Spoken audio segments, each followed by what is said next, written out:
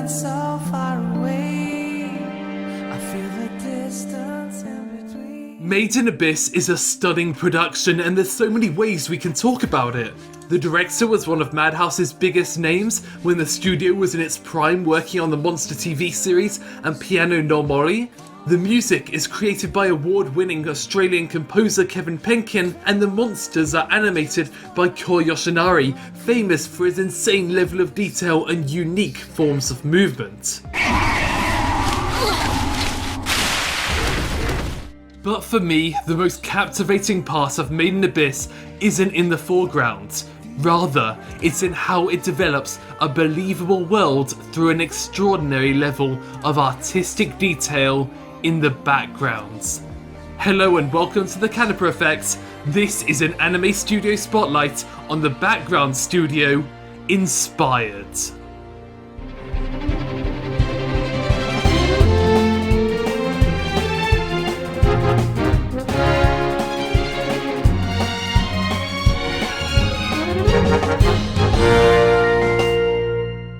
This is the first time on the channel that we're not covering an animation studio in Studio Spotlight. Anime isn't the result of just one team, but instead the efforts of a collaboration between select groups of talented and professional people. These relationships are aided by the fact that most anime studios are within close proximity to each other, and teams of production assistants who go back and forth to make sure everything's running smoothly. When a background studio is selected for a project, one of two things will happen.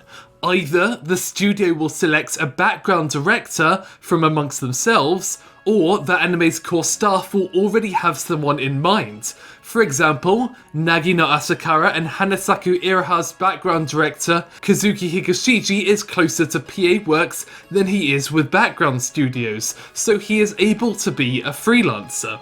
Alternatively, ACCA 13 and Seraph of the End's background team, Studio Pablo, will select someone from within their staff to lead the project.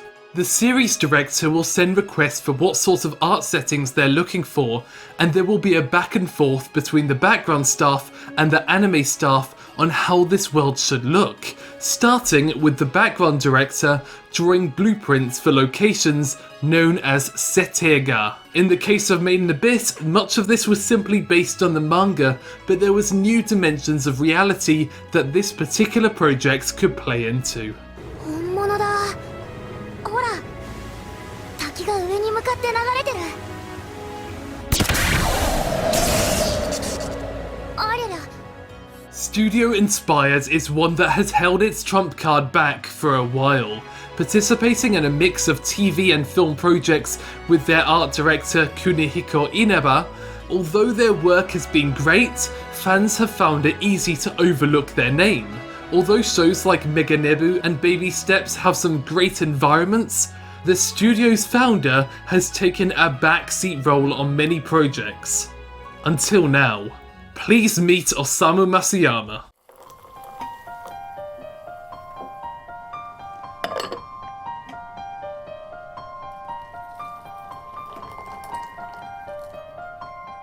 Studio Ghibli doesn't just take anyone. With strict requirements for traditional methods and Hayao Miyazaki's impossible standards, Ghibli stands at the pinnacle of world animation production.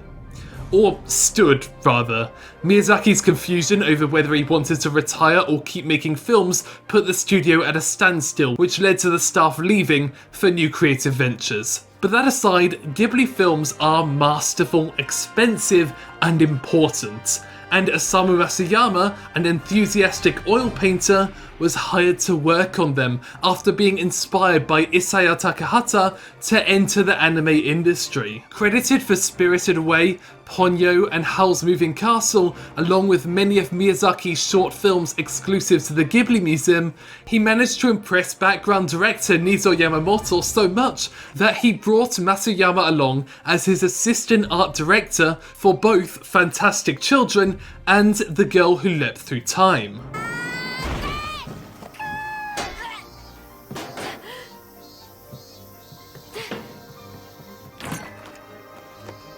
And then in 2007, Yamamoto was selected to direct his own film, a rarity for a background artist.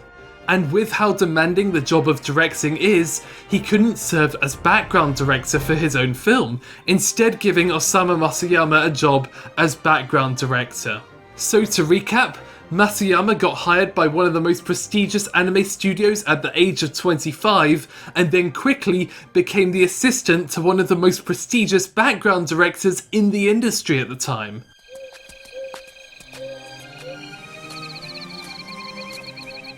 And then in 2009, he left Studio Ghibli to create his own studio.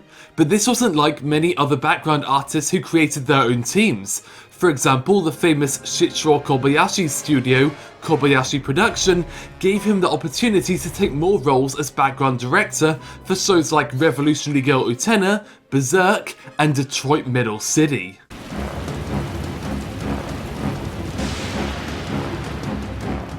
And so, in a way, he's been taking a back seat, working as a background artist whilst other members of his team direct, conducting lectures, publishing books, and even starting up teaching with art classes for both newcomers and those that aim to become professionals. And now, in 2017, just for Made in Abyss, he's back.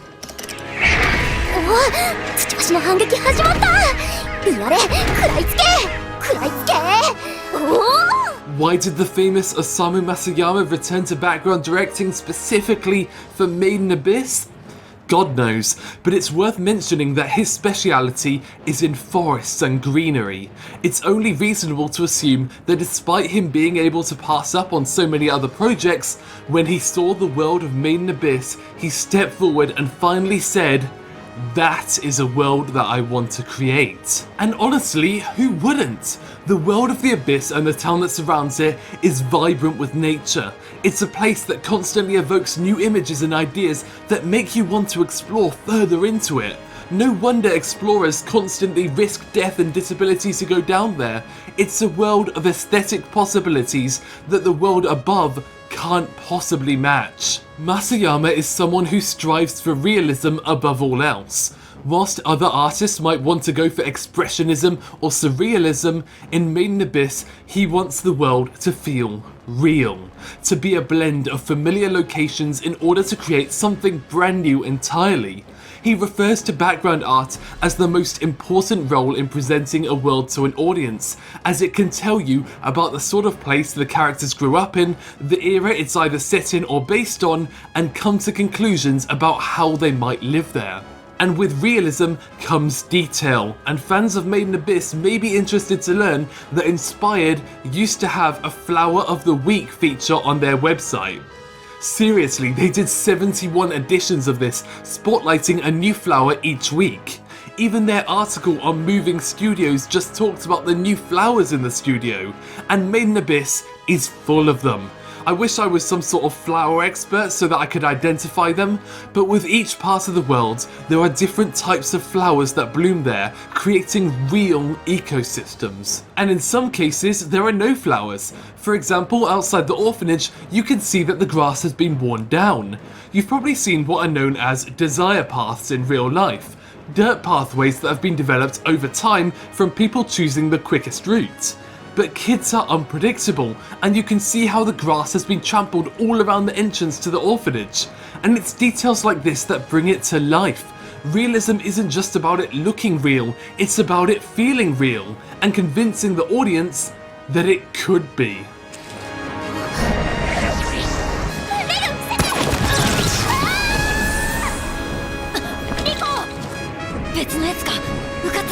It's not just about foliage either, it's also about textures and buildings. You can understand the social and financial status of people by the state of the buildings they live in. Simply compare the rich part of town where brave adventurers return from to here where it's all falling apart. Compare these wooden planks to the ones in this office, and you can see the extra time and effort put into the scratches and rot that signals disrepair.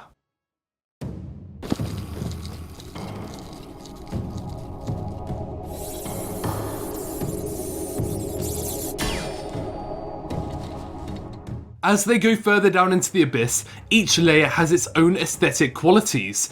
The first layer is full of grass, mossy rocks and cliff edges. You can even see the sedimentation of the rock in the sides of some of these cliffs. Yet when they reach the second layer, it's a sort of jungle swinging from tree roots. And if you look carefully, you can see that the hanging roots are particularly gnarly and ripped, presumably because these are the roots that the beasts grip their claws into and swing from. どうやら縄張りから抜けたみたいだな。 Maiden Abyss features some of the most stunning backgrounds in TV anime. Masayama's background in working at Studio Ghibli has delivered an unending love and level of detail that exceeds beyond anyone's expectations for the show. Although due to the amount of work it requires, they've had to outsource art to creators and pack. But thankfully their position as art direction allows Inspired to project their very specific view. Osamu Masayama and the team at Studio Inspired have created something that delivers the show's plot at a new caliber. An adventure should effectively show a visual progression through environments, and the backgrounds here are distinctive, location specific, and have a certain reality that tells a story beyond what the characters are telling us.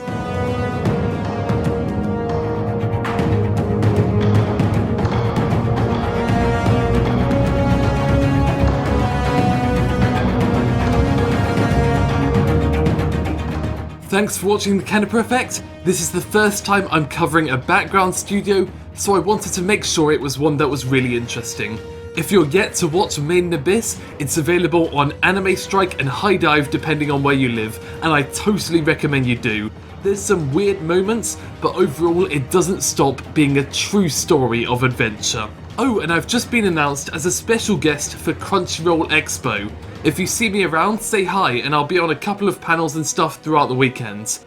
But before I go, I want to give a special thanks to all of those supporting the channel on Patreon. In particular, I want to give a special thanks to the Heroic Hamad, the fantastic Flying Colours Foundation, the muscular Mancotula Plant, the alluring Albereo, the important Isaac Wu, the animated Austin Hardwick, he's an animator, so that one was actually quite good, and the modern Mike Tamborelli. If you want to be a part of this crowd, go to patreon.com/thecanipa effect.